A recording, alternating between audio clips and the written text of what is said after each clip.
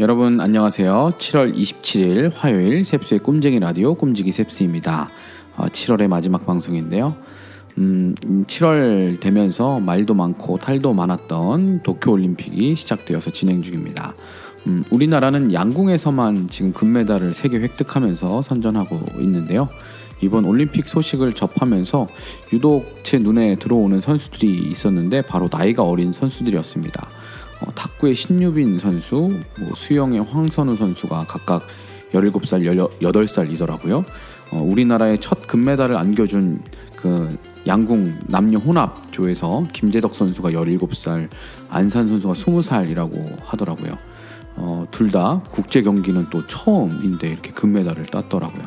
특히나 좀 제가 인상 깊게 봤던 선수가 김재덕 선수, 양궁의 김재덕 선수인데 같이 혼합 복식팀에서 활약한 누나인 그 안산 선수를 옆에서 막 격려하면서 응원하면서 하기도 하고, 남자 단체전에서도 훨씬 나이가 많으신 큰 형님들이랑 같이 하면서도 아주 목소리 크게 코리아 화이팅! 막 이렇게 외치고, 텐을 맞출 때마다 막 화이팅! 외치면서 하는 모습이 굉장히 깊은 인상을 주기도 했습니다. 비록 나이는 어리지만 경험이 부족한 자신의 그런 약점들을 패기와 열정으로 극복하면서 함께하고 있는 형들, 누나들에게까지 막 힘을 실어주는 그 모습을 보고 참 어린 친구이지만 참 많은 것을 보고 배우게 되었습니다. 코로나로 지쳐있는 많은 국민들에게도 힘을 주는 그런 파이팅으로 그런 김재덕 선수의 파이팅이 그렇게 들렸습니다. 모두가 힘들고 지치는 이 무더운 여름, 그리고 코로나 4차 유행의 상황이지만 그렇게 김재덕 선수가 화이팅 외쳤던 것처럼 우리가 서로를 더 격려하고 세워주면서 함께 이 시기를 잘 지나가면 좋겠습니다. 그러면 저도 대한민국 화이팅 외치고 오늘의 꿈쟁이 라디오 시작하겠습니다. 대한민국 화이팅!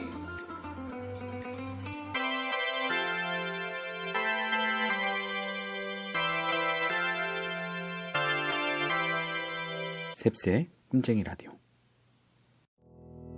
오늘의 메시지 시간입니다. 오늘의 큐티인 본문 사도행전 10장 17절에서 33절까지 말씀을 메시지 성경 번역으로 읽어드리겠습니다. 베드로가 어리둥절하여 그 모든 것이 무슨 뜻인지 생각하며 앉아있는데 고넬료가 보낸 사람들이 시몬의 집 현관에 나타났다. 그들은 베드로라 하는 시몬이 그 집에 묵고 있는지 안에 대고 물었다. 베드로는 생각에 잠겨있느라 그 말을 듣지 못했다. 성령께서 그에게 속삭이셨다. 세 사람이 문을 두드리며 너를 찾고 있다. 내려가서 그들과 함께 가거라. 아무것도 묻지 마라. 내가 보낸 사람들이다. 베드로가 내려가서 그 사람들에게 말했다. 여러분이 찾고 있는 사람이 나인 것 같습니다. 무슨 일입니까? 그들이 말했다. 고넬료 지휘관님은 의롭게 행하며 하나님을 경외하는 분으로 널리 알려져 있습니다. 이 부근에 사는 유대인들 아무한테나 물어보시면 압니다. 그런데 거룩한 천사가 그분께 명하기를 당신을 찾아서 집으로 모셔다가 당신의 말을 들으라고 했습니다. 베드로는 그들을 집 안으로 들여 편히 쉬게 했다. 이튿날 아침에 베드로가 일어나 그들과 함께 갔다. 요빠에 있던 그의 동료 몇 사람도 함께 갔다. 그 다음날 그들은 가이사랴로 들어갔다. 고넬료는 그들이 올 것을 기대하며 친척과 가까운 친구들을 불러서 함께 기다리고 있었다. 베드로가 문에 들어서자 고넬료가 일어나 그를 맞았다. 그러고는 엎드려 그에게 경배했다. 베드로가 고넬료를 잡아 일으키며 말했다. 안 될 일입니다. 나도 한낱 사람에 불과합니다. 당신과 다를 바 없는 사람일 뿐입니다. 그들은 말을 주고받으며 집 안으로 들어갔다. 고넬료는 모여있는 모든 사람에게 베드로를 소개했다. 베드로가 그들에게 말했다. 여러분도 알다시피 이것은 아주 이례적인 일입니다. 유대인들은 절대로 다른 민족 사람들을 찾아가서 편하게 어울리지 않습니다. 그러나 어느 민족도 다른 민족보다 나을 게 없다는 것을 하나님이 내게 보여주셨습니다. 그래서 여러분이 나를 부르러 왔을 때에 내가 아무것도 묻지 않고 따라온 것입니다. 이제 여러분이 왜 나를 불렀는지 들어보고 싶습니다. 고넬료가 말했다. 나흘 전 이맘때인 오후 3시쯤에 내가 집에서 기도하고 있는데 갑자기 내 앞에 어떤 사람이 나타나면서 방 안에 빛이 가득했습니다. 그 사람이 말하기를 고넬료야, 하나님께서 내가 드리는 매일의 기도와 이웃을 돌보는 내 행실을 보시고 너를 주목하셨다.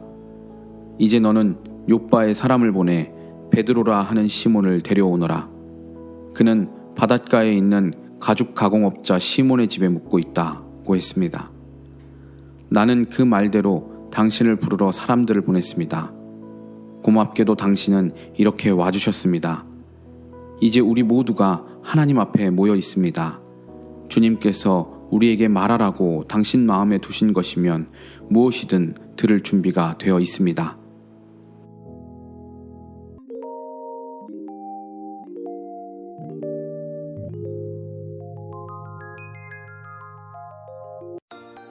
이번 코너는 셉스의 명화 시간입니다. 셉스의 명화는 재미있게 볼 수 있는 영화나 한 번쯤 생각해 볼 만한 영화 등 다양한 영화 관련 주제로 제가 영화를 추천하고 소개해드리는 코너입니다. 오늘 소개해드릴 영화는 추천 스포츠 영화입니다. 현재 도쿄올림픽이 진행 중이라 스포츠 영화를 추천해보려고 제가 좀 찾아봤는데요. 스포츠는 그 자체만으로도 각본 없는 드라마라고 할 만큼 그 결과들이 펼쳐지는 극적인 상황들이 많기 때문에 영화로도 많이 만들어집니다. 그럼에도 추천할 만한 영화가 제가 잘 떠오르지 않았는데 그러다가 오래전에 제가 보고 저에게 깊은 인상을 주었던 영화가 하나 떠올랐습니다. 그 영화는 오늘 소개해드릴 로키 발보아라는 영화입니다. 오늘은 로키 발보아를 추천드립니다. 로키 시리즈는 워낙 유명해서 영화를 모르는 분들도 그리고 이 로키가 사실은 오래전에 이제 만들어진 영화잖아요. 그러니까 저희 사실 부모님 세대가 익숙한 영화이긴 하지만 그래서 지금 현재 젊은 세대들은 아마 잘 모를 수도 있지만 그래도 이 영화가 워낙 유명해서 이 영화를 모르는 분들도 이 영화에 나오는 그 OST 빠바바바바바바바 이거 하고 아이즈 오브 타이거 해가지고 유명한 그 OST는 다들 한 번쯤은 들어봤거나 또 로키가 계단을 뛰어오르면서 막 이렇게 섀도우 복싱하는 그 훈련하는 장면 이게 또 여러 매체에서 오마주 하기도 해서 아마 익숙하실 겁니다. 주인공 역할인 실베스타 스텔론의 실제 자기 자서전과 같은 내용으로 오늘날의 그 실베스타 스텔론이란 배우가 있게 해준 과거 로키 신드롬을 일으켰던 로키 시리즈의 어떻게 보면 마지막과 같은 그런 영화입니다. 국내에는 로키 발보아라는 이 영화는 2007년 2월에 개봉했더라고요. 그래서 이 영화는 주인공 역할의 실베스타 스텔론이 각본도 만들었고 기획도 하고 감독도 하고 주연까지 하는 모두를 많은 부분을 담당을 했습니다. 과거의 로키 원조 1, 2 이런 시리즈도 아마 실베스타 스텔론이 연출도 하고 각본도 썼다라고 저는 기억하는데 아마 각본을 쓰기는 했을 거예요. 확실하게. 그랬던 걸로 기억합니다.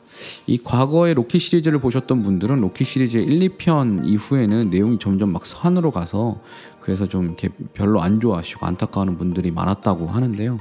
오랜 시간이 지난 후에 다시 제작한 이 로키 발보아는 초심으로 돌아가서 멋진 마무리를 했다라는 평들이 많이 있더라고요.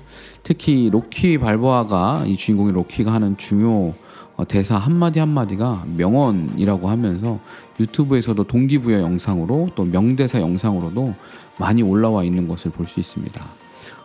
이 영화의 줄거리는 이렇습니다. 한 시대를 주름잡았던 전설의 복서인 이 로키가 은퇴 후에 자기 아내의 이름을 딴 작은 레스토랑을 경영하면서 찾아온 손님들에게 막 복싱 인생을 추억하면서 이야기해주는 것을 낙으로 삼으면서 그렇게 노후를 살고 있을 때 다시 찾아온 이 복서로서의 시합 기회를 갖게 돼서 그렇게 시합을 하게 되는 시합을 하기까지의 그 내용을 그리고 있습니다. 자신이 이제 늙은 것을 실감하지만 현실을 이제 느끼죠.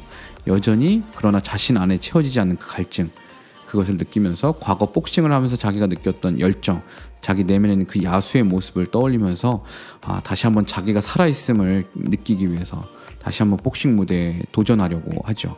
그렇지만 주변 사람들의 반응은 모두 부정적이고 비관적이고 냉담할 뿐입니다. 그러다가 이제 레전드 복서인 로키와 현 챔피언인 메이슨 딕슨이라는 이 선수와의 가상 대결을 이제 TV에서 방영을 하게 되죠. 그리고 거기서 근소하게 이제 로키가 이긴다라는 어떤 그런 결과가 나온 걸 보고 이 반응이 사람들에게 굉장히 예상보다 큰 반향을 일으키니까 유명 프로모터가 실제로 이 매치를 실현시키고자 이제 로키에게 제안을 해옵니다. 이 시합을 하겠냐고. 처음에는 이제 다시 선수 생활을 한다라는 게 그냥 자기가 속한 지역에 소소한 경기나 이제 뛰려고 했던 로키에게 이 시합이라는 이 과제가 굉장히 큰 도전이 돼서 이 시합을 수락하게 되고 마지막 투혼을 불태울 준비를 막 열심히 합니다.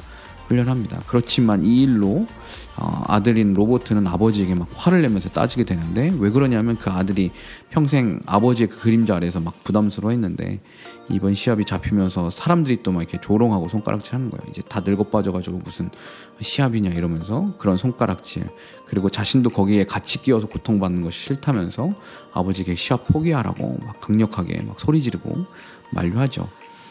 이 로키는 아내인 에드리안이 안타깝게 먼저 세상을 떠난 후에 아들과는 좀 소원해졌던 관계였는데 그럼에도 그 아들에게 진심 어린 충고를 하면서 그렇게 하면 안 된다고, 그런 식으로 세상을 바라보면 안 된다라고 충고해주면서 아들인 로버트도 자신의 잘못을 인정하고 아버지의 편에 서서 아버지를 응원하고 아버지를 돕는 역할을 하게 됩니다.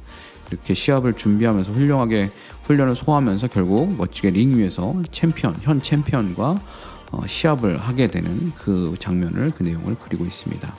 제가 이 영화에서 꼽는 최고의 명장면은 아들인 로버트에게 이 로키가 충고해주는 장면입니다. 저도 이 영화를 하도 오래전에 봐서 2007년도에 본 거니까 2008년? 네.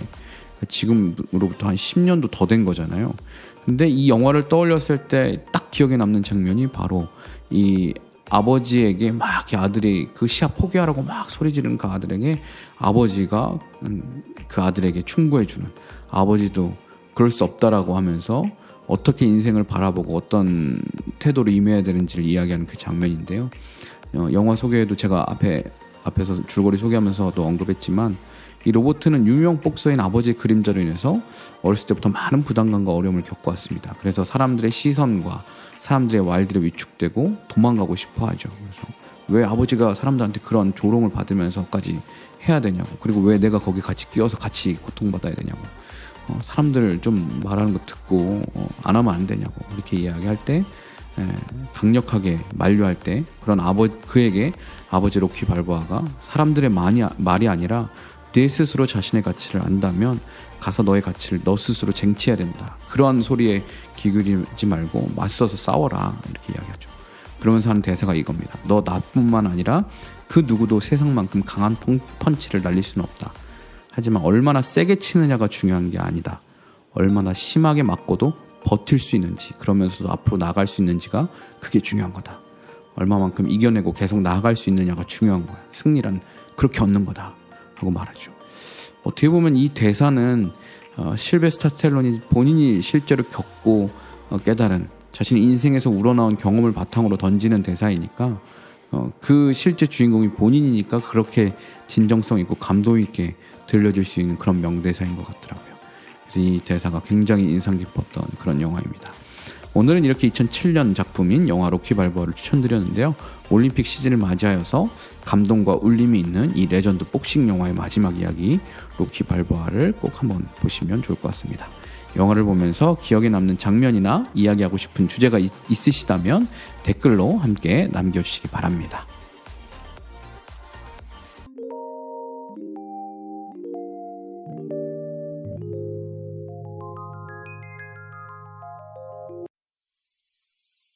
네, 이번 코너는 무엇이든 월드컵 시간입니다. 오늘의 월드컵은 내가 좋아하는 스포츠 스타 월드컵입니다. 현재 도쿄올림픽이 한창 진행 중이죠. 그래서 내가 좋아하는 스포츠 스타 월드컵을 한번 해보려고 하는데요. 아마 우승은 뻔할 것 같지만 네, 남자가 좋아하는 스포츠 스타는 사실 거기서 거거든요.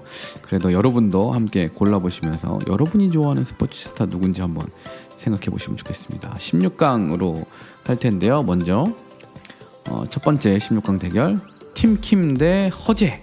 허재는 저의 나이대에 있는 분들은 다 아는 농구 대통령. 지금 시대에는 이 허재 감독이죠. 지금은 허재 선수가 얼마나 대단한 선수였는지 아마 잘 모를 거예요. 근데 이제 기아라는 팀에서 이제 어떻게 보면 뭐라고 할까, 전천후 플레이어로서 아주 한국의 어떻게 보면 마이클 조던과 같은 그런 활약을 했었던 선수죠. 그리고 팀킴은 그 컬링, 우리나라 동계올림픽, 평창 동계올림픽에서 굉장히 많은 사랑을 받았던 팀킴, 이제 16강 첫 대결인데 저에게는 허재 선수가 아무래도 더 기억에 남는 스포츠 스타입니다. 두 번째 대결은 페이커 대 이강인. 페이커는 이제 e스포츠 이 롤 이제 세계 챔피언이죠. 그리고 이강인은 우리나라 슛돌이란 TV 프로그램 출신으로 지금은 그 스페인 명문 구단 발렌시아에서 유망주로 활약하고 있는, 지금 올림픽 대표로도 뛰고 있죠. 나이는 어린데 굉장히 실력이 좋은 선수죠. 저는 축구를 좋아하니까 이강인 선수. 롤은 뭐 한 번도 해본 적 없습니다. 자, 그 다음 세 번째 대결, 안정환 선수 대 박지수 선수. 네, 박지수 선수는 농구 선수 같네요. 네, 여자 농구 선수인데 뭐 사실 저는 잘 모르고요. 안정환 하면 국민 영웅이죠. 네, 2002 월드컵 이탈리아전 골든골의 주인공 안정환 선수 뽑겠습니다. 지금 예능인으로들 많이 알고 계시죠. 자, 그 다음 네 번째 대결, 윤성빈 선수 스켈레톤. 우리나라 평창 동계올림픽에서 스켈레톤 아이언맨 그 헬멧 쓰고 활약했던 윤성빈 선수, 여러분들 많이 아실 겁니다. 그리고 대구팀의 정승원 축구 선수인데요. 굉장히 잘생겼네요. 잘생긴 축구 선수인데요. 뭐 저는 저 선수를 몰라서 아는 윤성빈 선수 선택하겠습니다. 그 다음 소년재 선수 대 추신수 선수.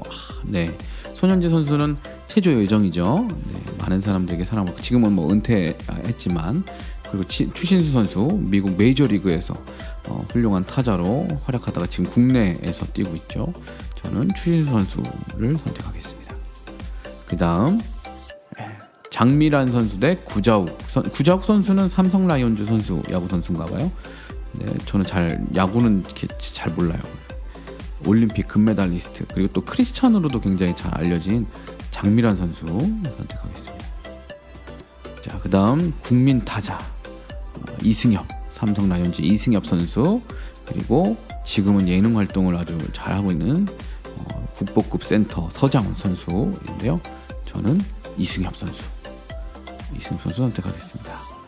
네, 16강 마지막 대결, 네, 김연아 대 손흥민. 이거는 뭐 결승전 아닙니까? 우리나라 국민이라면 뭐 사실 거의 결승급으로 고민하게 될 선수인데, 김연아 대 손흥민.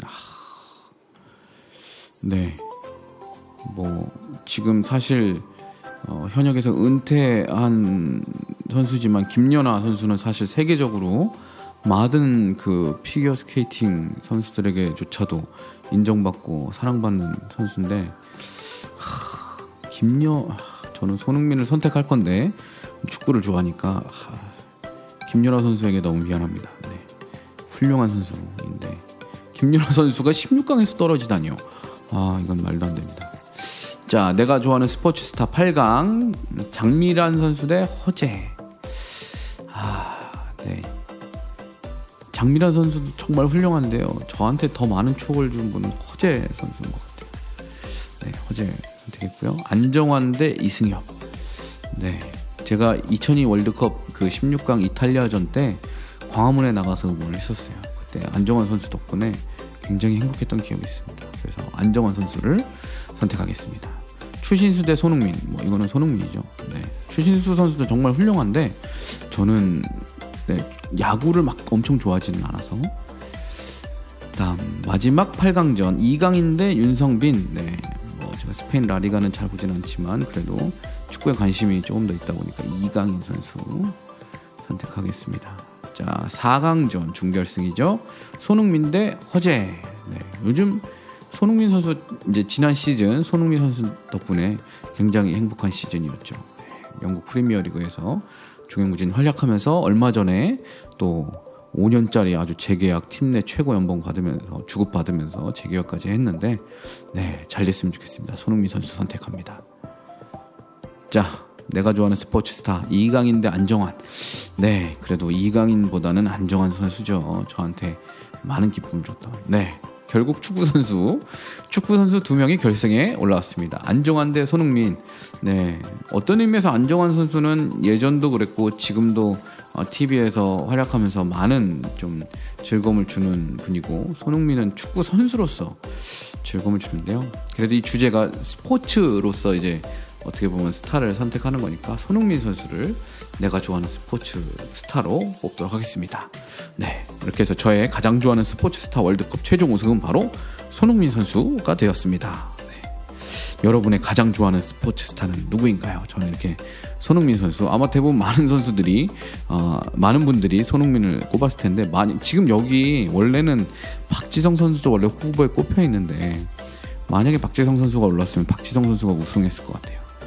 근데 다행히도 박지성 선수가 나오지 않아서 우승을 손흥민 선수가 했네요. 여러분은 어떤 스포츠 스타를 좋아하시나요?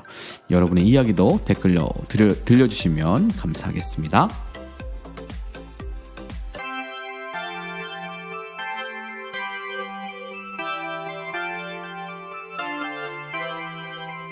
셉스의 꿈쟁이 라디오.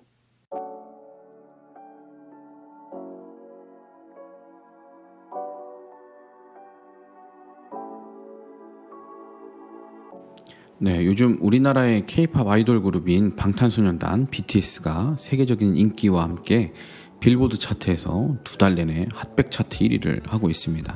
이 핫백 차트가 제일 중요한 차트인데, 거기서 지금 9주째 2개의 곡으로 1위를 계속하고 있는데요. 이런 유례없는 이 BTS 열풍으로 인해서 국내 뉴스에서도 이 BTS의 소식을 계속 다룰 정도입니다. 그래서 뭐 사실 나이 있는 분들도 아이돌 가수 몰라도 BTS는 다 아시고 들어보셨을 만큼 요즘 굉장히 많은 사람들, 전 세계적으로 인기를 누리고 있죠.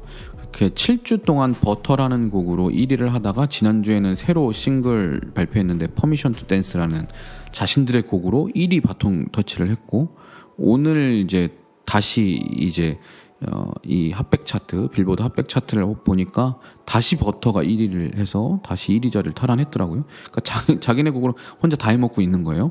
7주 1위하고 8주차 3곡하고 9주차 때 또, 그러니까 버터라는 곡은 8주 1위를 한 거고요. 총 9주를 지금 연달아서 1위를 하고 있습니다. 한국 아이돌 가수가 팝음악의 본고장인 미국에서 9주 동안 1위를 한다는 건 참 단 한 번도 생각해 본 적이 없는 일인데, 실제로 그런 일들이 살다 보니까 이런 일들도 있네요. 저는 사실 이제 청소년기 때부터 팝음악을 즐겨 들었던 사람이라 국내 음악보다는 팝송들을 좀 많이 들었었어요. 뭐 OST도 많이 듣고 그랬는데 이런 건 단 한 번도 상상해 본 적이 없는데 이런 일들도 일어납니다. 저는 우연히 이 유퀴즈라는 그 TV 예능 프로그램을 봤다가 이 BTS가 출연한 걸 보고 이 젊은 친구들한테 좀 호감을 갖게 됐습니다. 특히 이번에 퍼미션 투 댄스라는 그 곡의 뮤직비디오에 보면 국제 수화를 활용한 안무를 가지고 춤을 추더라고요. 그걸 보면서 더더욱 이 젊은 청년들이 얼마나 속이 깊은지 자신들의 의견을 안무와 곡에 다 반영을 한다고 하더라고요. 그래서 좀 감동을 받게 되었습니다. 코로나로 전 세계가 힘든 시기에 많은 사람들에게 희망과 위로의 메시지를 전하고 싶었다고 그렇게 말하면서 음악을 즐기기 어려운 그런 농인들에게도 음악을 전할 수 있게, 음악을 전달할 수 있게 이게 수화를 활용했다고 하더라고요. 사실 이 유명세와 인기를 얻을수록 사람은 교만해지기 쉽잖아요. 그리고 이런 기회를 다른 누구보다는 자신들의 이득을 취하는 기회로 삼는 경우들이 더 많을 텐데, 이 친구들은 어떻게 해서든 자신을 지지해주고 사랑해주는 팬들에게 더 좋은, 더 나은 보답을 하고 싶어 하는 것을 인터뷰를 볼 때마다 그 이야기들 늘 하더라고요. 또한 자신들이 가진 그런 영향력과 인기를 자신의 팬들과 특히 소외되기 쉬운 이들까지도, 그런 계층까지도 생각하면서 접근하는 그런 모습을 보면서 자신들의 영향력을 선하게 사용하는 아름답고 바람직한 모습이라는 생각이 들었습니다. 요즘 큐티인 본문인 사도행전을 보면서도 사도들과 성도들이 그들이 가진 성령의 충만함과 예수 이름의 능력을 오직 복음 전파를 위해서, 교회와 예수의 이름을 위해서 사용하는 모습, 또 믿지 않는 자들에게 끼치는 그 영향도 그와 같이 아름다운 모습이 아닌가 하는 것을 보게 됩니다. 우리가 뭔가 가진 능력이 있을 때 그것을 나를 위해서 사용하는 것이 아니라 다른 이들을 위해서, 그리고 교회와 예수 이름을 위해서 사용하는 것, 그것이 우리의 교회로서 성도로서의 진정한 모습이 아닐까 생각을 해봅니다. 오늘 사는 우리도 교회로서 각자의 자리에서 그리스도의 향기, 복음의 선하고 아름다운 영향을 끼치며 살아갈 수 있기를 바랍니다. 그렇게 살아가실 여러분을 축복하고 격려합니다. 지금까지 셉스의 꿈쟁이 라디오, 저는 꿈지기 셉스였습니다. 오늘도 사랑하고 축복합니다.